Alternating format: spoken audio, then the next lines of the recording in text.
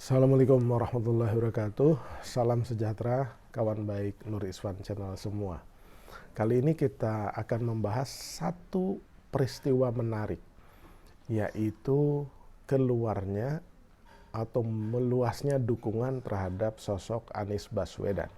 Nah, kali ini dukungan itu disampaikan secara terbuka dalam bentuk pernyataan terbuka dalam satu acara oleh sosok kiai atau ajengan yang amat sangat terkemuka. Tidak hanya di Jawa Barat, tapi di dalam komunitas pesantren dan ulama-ulama atau santri-santri pengamal tarekat.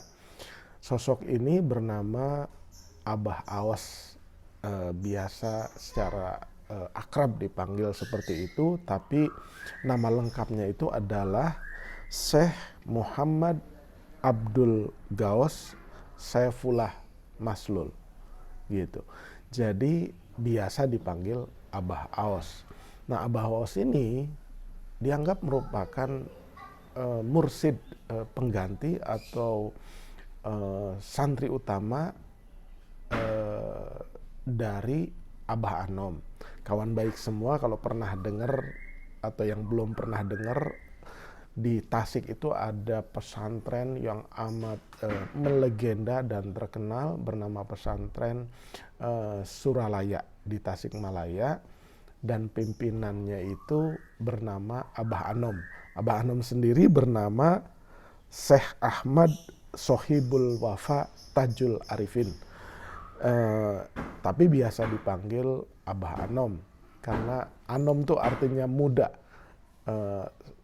Ayahnya itu disebut Abah Sepuh atau Abah yang lebih tua, bernama Syekh Abdullah Mubarak bin Nur Muhammad. Nah, pesantren Suryalaya ini dulu dikenal sebagai pesantren penyembuh pecandu narkoba.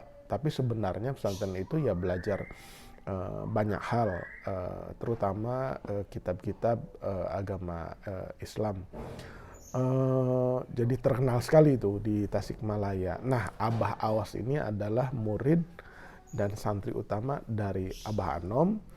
Nah, Abah Anom sendiri di dalam komunitas pengamal tarekat itu merupakan salah satu mursid utama dari tarekat Qadiriyah wa Naqsabandiyah. Nah, kawan baik, bagi yang belum memahami silsilah komunitas atau apa itu tarekat, apalagi tarekat Qadiriyah wa Naqsabandiyah, ya singkatnya ingin saya sampaikan bahwa tarekat itu artinya kan jalan menurut literatur. Jalan kemana?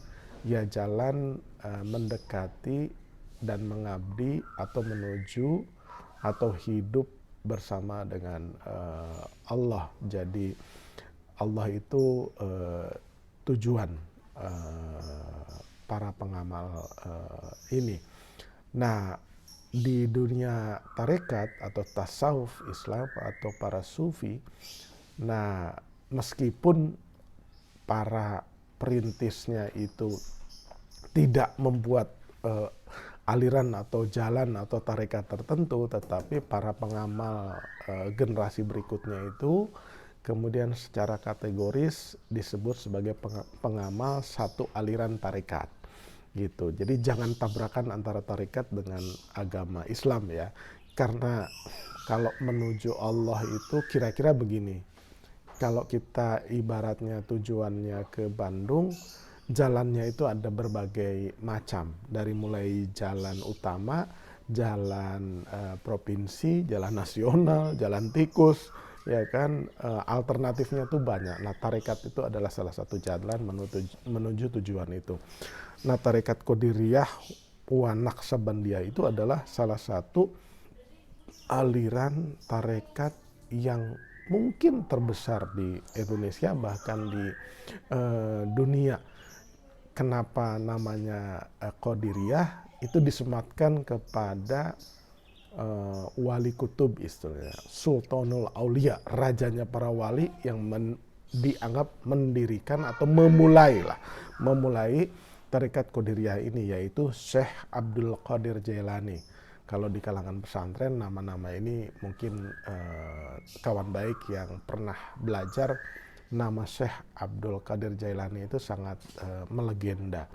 Nah, kemudian kalau Naqsabandiyah ya disematkan kepada ulama perintisnya, yaitu Syekh Bahauddin An-Naqsabandi.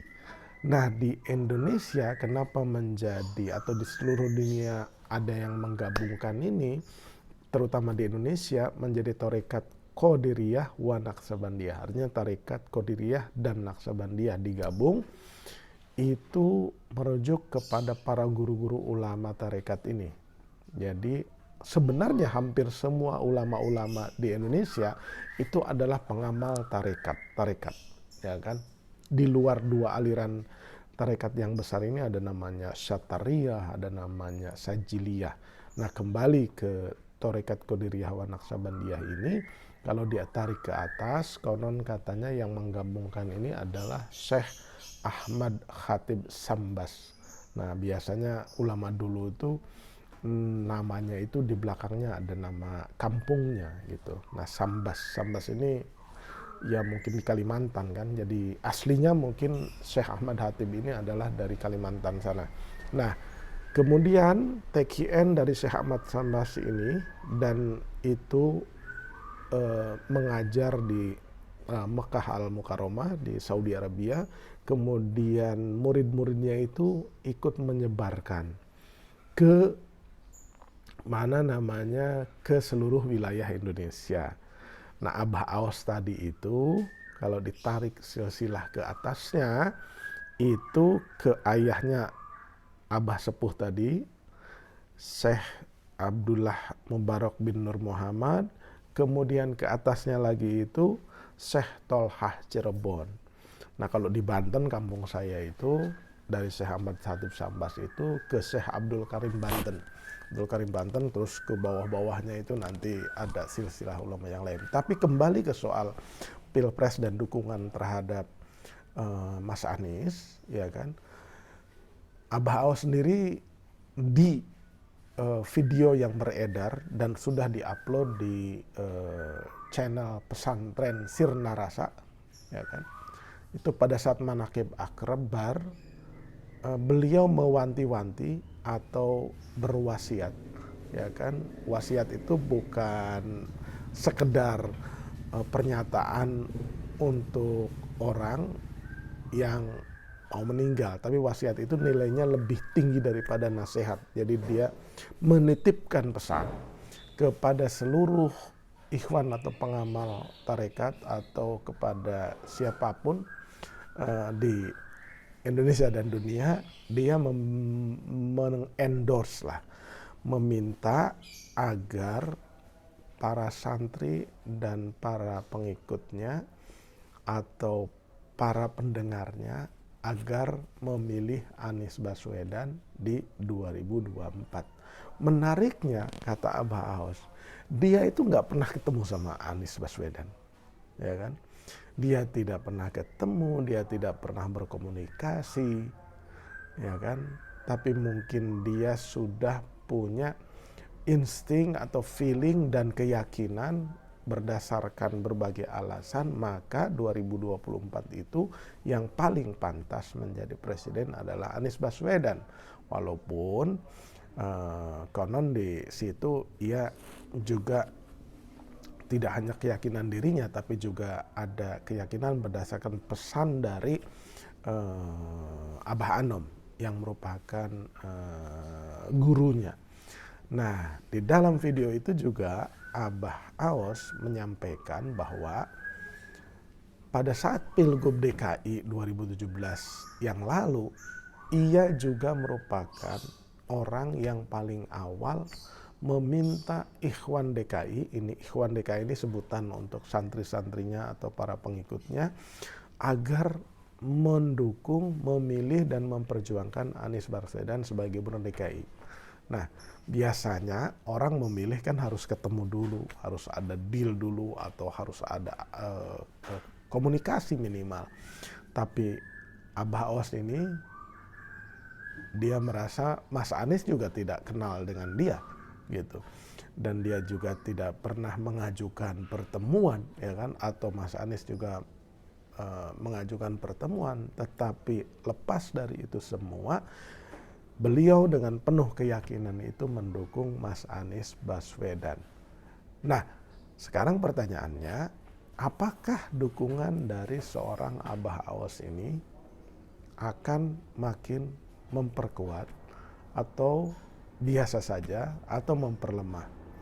Nah, di dalam tradisi tarekat atau di dalam komunitas pesantren, biasanya suara seorang kiai itu, suara seorang ajengan itu, suara seorang mursyid itu amat sangat berpengaruh. Logikanya begini, kalau tadinya orang tidak pernah mendengar Anies Baswedan, tapi ketika keluar dari mulut seorang tokoh, apalagi itu kiai, apalagi itu mursyid, apalagi itu ajengan, minimal otomatis itu orang tersebut menjadi dikenal, berarti populer, atau yang tadinya tidak pernah mendengar yang menjadi tahu gitu. Nah, ketika seseorang yang mereka segani dan mereka hormati memuji dan mendorong, mendukung atau memilih sosok Anies Baswedan, secara otomatis santrinya atau pendengar ceramahnya itu juga kemudian setidaknya itu berpaling ke Anies Baswedan untuk melihat kenapa kira-kira orang sekaliber Abah Aos yang usianya di atas 80 tahun, kemudian orangnya amat sangat jernih, baik, santun, soleh, pinter, ya kan, kemudian tidak pernah punya harapan-harapan duniawi yang berlebihan, kemudian zuhud istilahnya, sederhana, tidak pernah bergaul dengan istilahnya mendatangi para pejabat. Dia sangat menjaga sekali kewibawaannya supaya tidak ada fitnah, dan sering mengkritik hal-hal yang tidak baik yang dilakukan oleh siapapun terhadap pemerintah. Kok tiba-tiba memberikan fatwa dan wasiat secara tegas agar mendukung dan memilih Mas Anies Rashid Baswedan di 2024 nanti. Nah, pengaruh Abah Aos ini, ya kan, di kalangan pesantren, di kalangan pengamal tarekat Qadiriyah wa Naqsabandiyah dan pengamal tarekat yang lain, itu amat lumayan didengar gitu suaranya.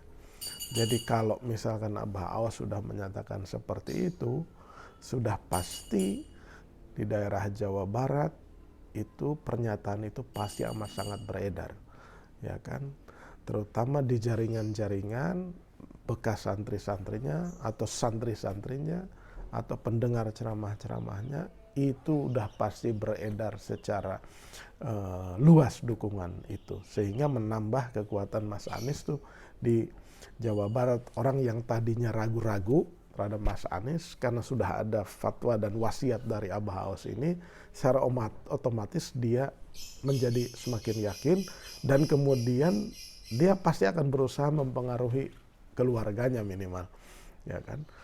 Nah, tidak hanya di Jawa Barat, pengamal tarekat Qadiriyah wa Naqsabandiyah itu juga berada di seluruh Indonesia. Jadi diyakini pengamal tarekat Qadiriyah wa Naqsabandiyah ini ya bisa tidak ratusan, ya, bisa jutaan pengamal. Nah, apa sih yang diamalkan oleh tarekat? Ya sebenarnya biasanya ada wiridan-wiridan tertentu yang disiplin pengamal tarekat itu dilakukan. Kan zikir dan wirid itu kan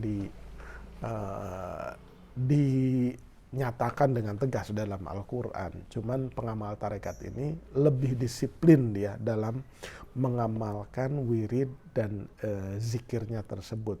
di waktu-waktu tertentu, terutama setelah sholat 5 waktu atau sholat sunnah seperti tahajud. Nah, wiridan ini diamalkan secara rutin. Nah, itu minimal tanda-tanda pengamal tarekat. Nah, dalam kehidupan sehari-hari juga mereka amat sangat menjaga dan menjaga kesucian jiwa, pikiran, dan perilakunya. Jadi Abah Aos ini menjadi salah satu faktor yang kemudian memperkuat figur Mas Anies Baswedan di seluruh komunitas pengamal tarekat di Indonesia. Kalau di Jawa Barat itu jelas gitu, basisnya ya Abah Aos ya, karena dia orang Sunda ya pasti dikenal oleh orang-orang Sunda di Jawa Barat. Tetapi sebagai mursyid pengganti Abah Ano, tarekat Qadiriyah wa Naqsabandiyah, pengaruhnya tidak hanya di Jawa Barat, tapi melintas ke Jawa Tengah, Jawa Timur, ya kan, Kalimantan, Sumatera. Karena pengamal tarekat Qadiriyah wa Naqsabandiyah itu ada tidak hanya di Indonesia tapi juga di seluruh dunia. Demikian kawan baik, kira-kira itulah yang ingin saya ulas. Pernyataan lengkap Abah Aos itu ada di Pesantren Sirna Rasa channel. Saya tutup dengan pernyataan Abah Aos di situ. Saya tidak kurangi, saya tidak lebihkan. Pak Anies tidak kenal Abah, Abah belum pernah ketemu. Ketika mencalonkan gubernur, Abah bikin maklumat untuk Ikhwan DKI untuk pilih Pak Anies. Pak Anies sendiri tidak tahu katanya. Nah, itu pernyataan yang satu. Yang berikutnya, Abah Aos menyampaikan 2024 pilih Anies. Itu jelas tuh statementnya. Demikian kawan baik, jangan lupa kita terus menjernihkan pikiran dan menebar kebaikan sebagaimana tagline channel Nur Iswan. Jangan lupa subscribe, viralkan, sebarkan tayangan-tayangan di Nur Iswan channel, share dan komen. Terima kasih.